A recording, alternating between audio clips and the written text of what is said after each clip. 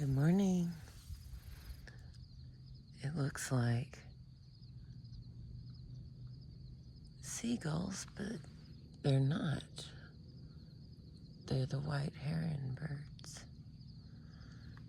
I don't know if they're going to show up for you, but that's a lot.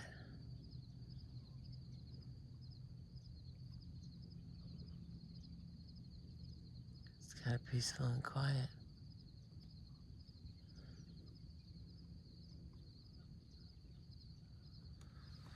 I really hope they're showing up.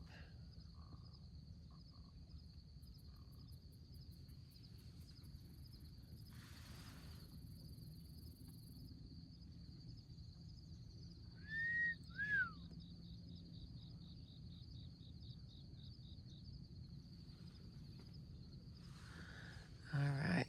Well, that was a good, peaceful start. Now let's get our book. We do have the dogs again, the boys. Mookie is situated near the tambourine, so maybe he'll give us a jingle. And Wiley dog is snuggled over there because he's a good boy, right? He's a good dog. That's my opinion anyway. All right. Interesting morning. Let's see, where were we?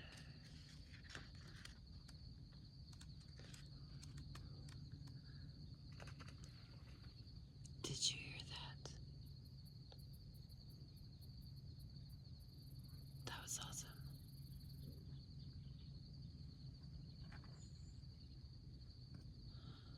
I watched a beaver swim around the bank earlier. Imagine earlier.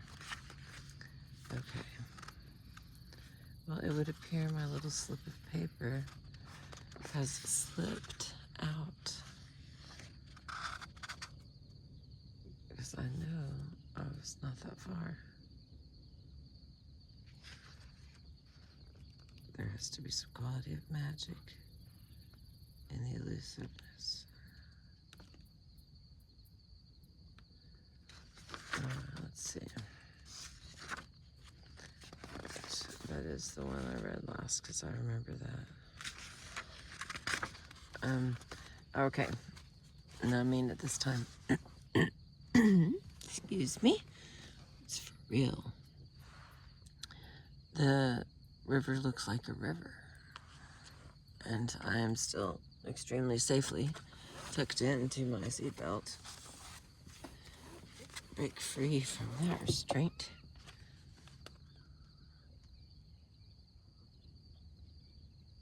That was somebody giving a warning.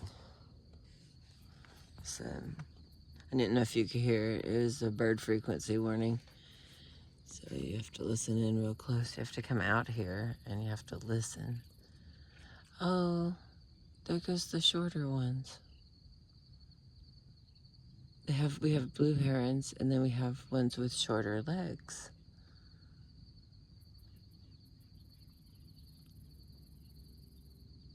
Everybody's happy this morning, including me. Oh, Lord, here comes the sun. We better get busy.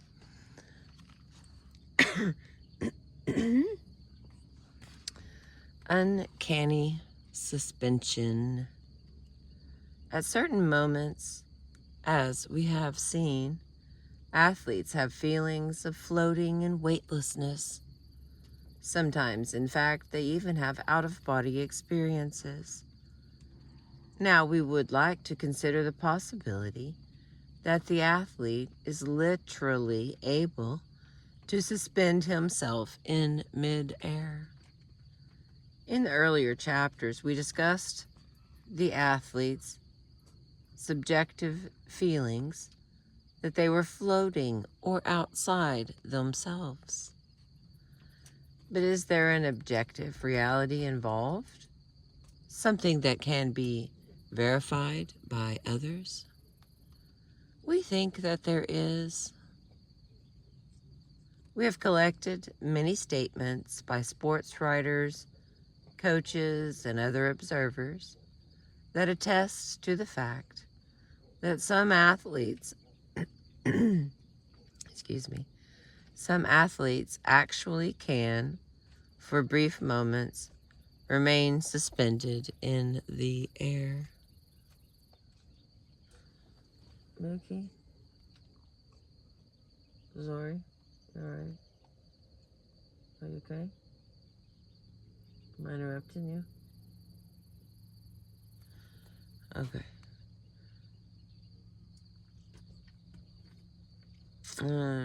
But is there an objective reality involved, something that can be verified by others? We think that there is. We have collected many statements by sports writers, coaches, and other observers that attest to the fact that some athletes actually can, for brief moments, remain suspended in the air. Basketball players and dancers, especially, seem to demonstrate this ability. Amazing ability. There's so many fish. And then a bunch of birds. But Mookie. Yo, buddy, we alright? You okay? Just getting comfortable. All right, we are still on page 101 from Extraordinary Feats. That's Feats, and the psychic side of sports, referring to the ability of the Denver Nuggets, David Thompson, to remain suspended in air. Marshall Frady used the term the uncanny suspension.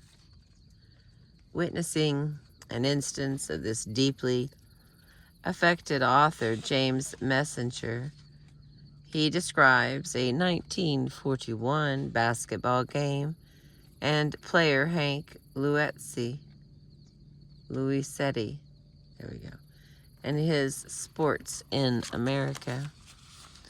Somehow, Luisetti stayed up in the air, faked a shot at the basket, made the Denver center commit himself, and with a movement I had never seen before, simply extended his right arm an extra foot and banked a one-handed shot gently against the backboard and into the basket. It seemed as if he had been in the air a full minute, deceiving 3 different players and ending with a delayed shot that was staggering in its beauty.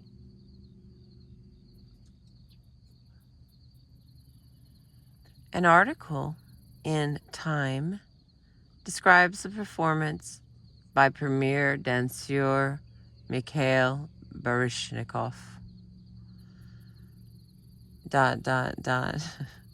When he launches his perfectly arched body into the arc of one of his improbably sustained leaps, high, light, and legs beat blurring precision.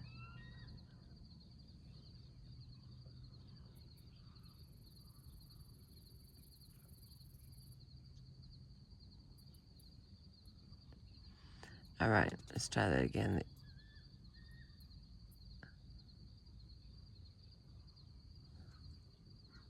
I don't see him.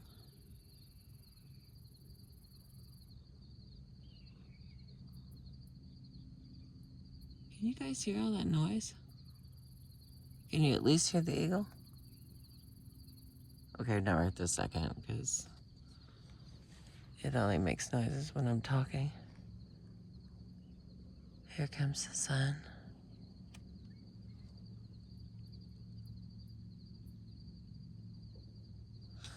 All right, let's try this again. We're talking about Mikhail Baryshnikov. When he launches his perfectly arched body into the arc of one of his improbably sustained leaps, high, light, The leg beats blurring precision. He transcends the limits of physique, and it sometimes seems those of gravity itself. If one goes by the gasps in the theater or the ecstasies of the critics, such moments turn Mikhail Baryshnikov, if not into a minor god, then into a major sorcerer. ...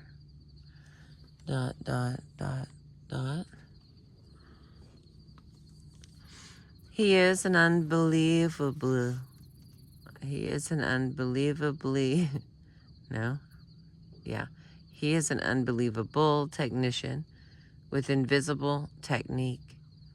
Most dancers, even the great ones, make obvious preliminaries to leaps. He simply floats into confounding feats of acrobatics and then comes to skill, collected repose. He forces the eye into a double take. Did that man actually just do that now? Dance critic Walter Terry says that Baryshnikov is probably the most dazzling virtuoso we have seen. He is more spectacular in sheer technique than any other male dancer. What he actually does, no one can really define. His steps are in no ballet dictionary, and he seems to be able to stop in midair and sit in space.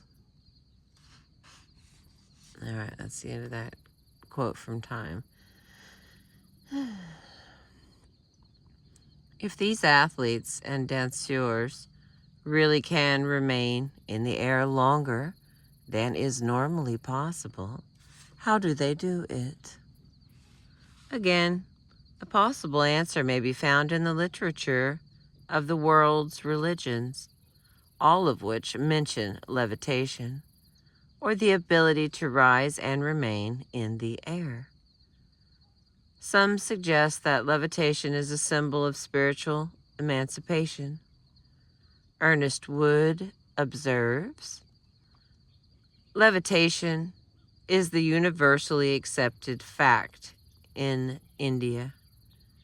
I remember one occasion when an old yogi was levitated in a recumbent posture about 6 feet above the ground in an open field for about half an hour, while the visitors were permitted to pass sticks to and fro in the space between. Levitation in the West figures prominently in 2 classic volumes by 2 scholars, Herbert Thurston and Montague Summers. An independent work with the same title, The Physical Phenomena of Mysticism, both give examples of levitation by Christian saints, such as Teresa of Avila and Joseph of Cupertino.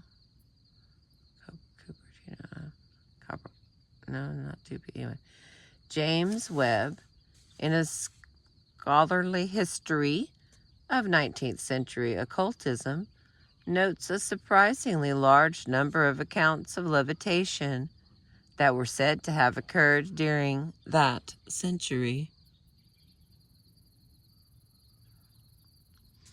In a discussion of unusual physical phenomena associated with mysticism, the mathematician and the parapsychologist A.R.G. Owen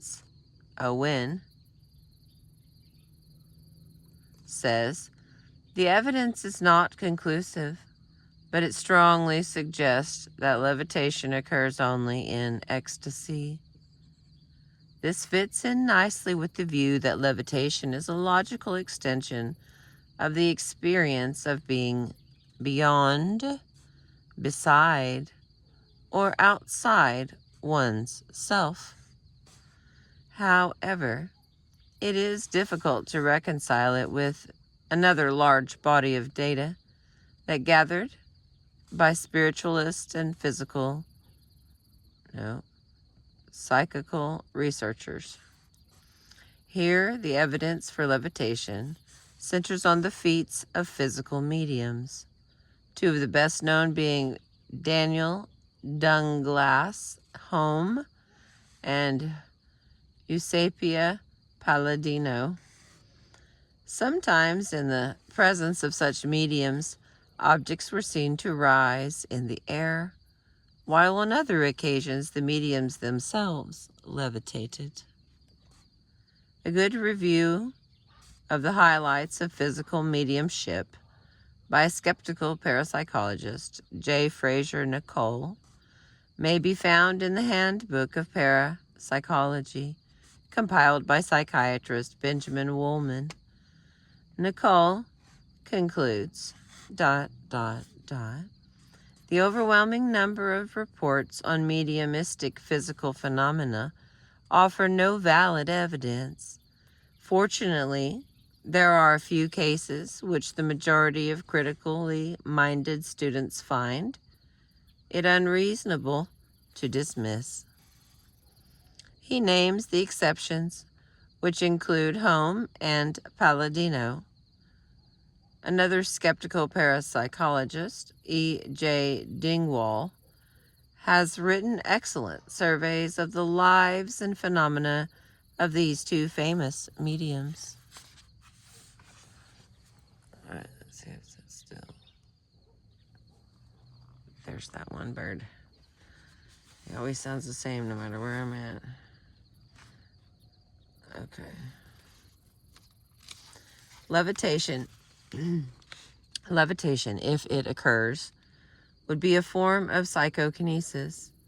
It is of the utmost importance that any current instances of levitation be studied scientifically.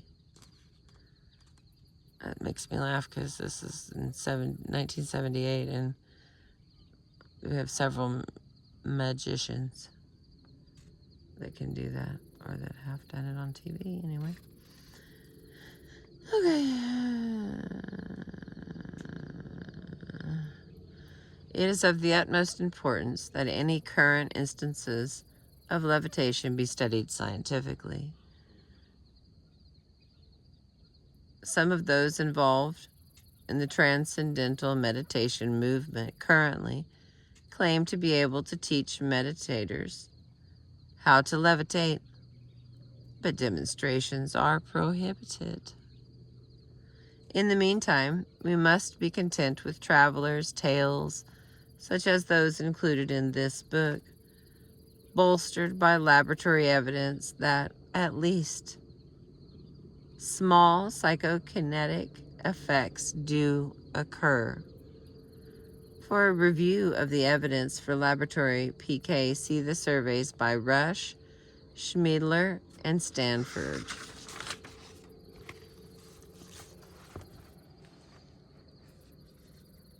Here comes the boat. If, for purposes of discussion, we assume that levitation does occur, it is possible that the seemingly inexplicable ability of Julius Erving or a Mikhail Baryshnikov may be rudimentary and spontaneous occurrences of it, not entirely due to muscular exertion. The athlete's extreme effort to remain airborne may be necessary for the occurrence of a non-physical factor. Have we any clues as to how this amazing ability is induced? Then Sir Vaslav Nijinsky, when asked if it was difficult to remain suspended in the air, did not understand at first, and then very obligingly replied, No, not difficult. You have to just go up and then pause a little up there. Nandor Fodor, a psychoanalyst and psychological researcher, there we go, asks whether Nijinsky's ability is a rudimentary form of levitation or an illusory.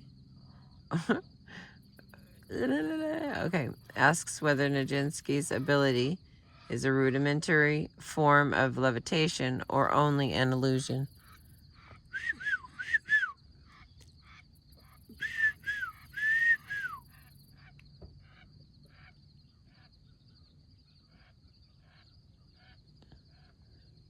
I guess I don't know if you can see all these birds. So many. I didn't even know we had that many. I wonder there's 3 on every bank. All right. He concludes it is indeed levitation and suggests that Nijinsky, perhaps unconsciously, used a special technique that incorporated aspects of yoga. He was able to see himself from outside during a performance, and this suggested to Fodor that he was in a form of trance during peak performances. Also, his technique apparently involved both breathing and muscular control. Fodor, who knew Nijinsky's widow, asked her if her husband knew how he did it. Romola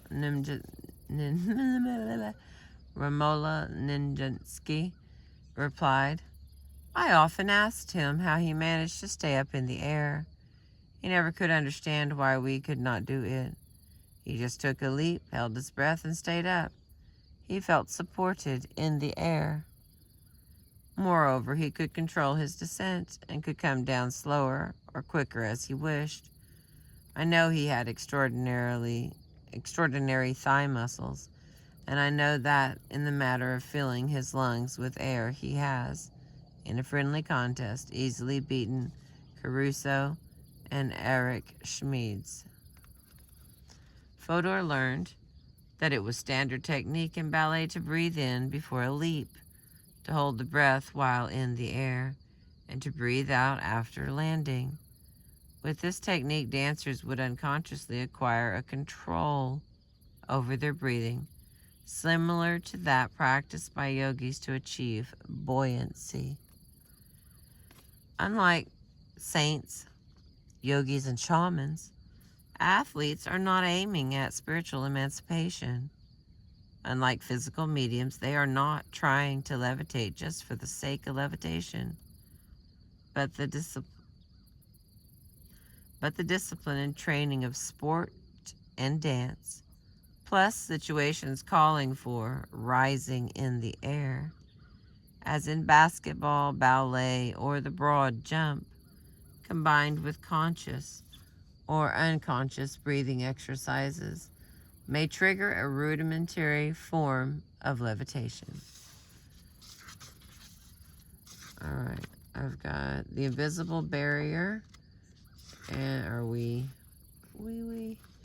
and then mind over matter, and we're done. So it's only a couple pages, but my whistle is dry, and I know that it may sound silly, but I can put my own self to sleep by reading. And sometimes when I go back and I listen to them, I'm like, I think I was sleeping through part of that, even though my mouth is still moving, and I know that I can hear myself, but I could tell I took like a teeny little nap. So I didn't take any naps today. Just saying, it's a thing. When you read and you're where you want to be and you're outside. Thank you for being with me today. I appreciate you.